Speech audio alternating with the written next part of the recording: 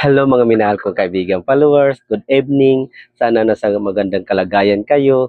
Nandito naman ako mangungulit sa inyo. Magdasal tayo ha. Maraming salamat sa ngalan sa Ama at sa Anak at sa Espiritu Santo. Amin.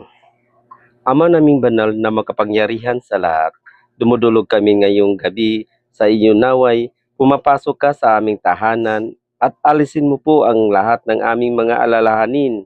Ang makaramdaman, mangyaring bantayan mo po kaming mga pamilya at mga kaibigan, lalong-lalo na ang mga nakakita sa video na to.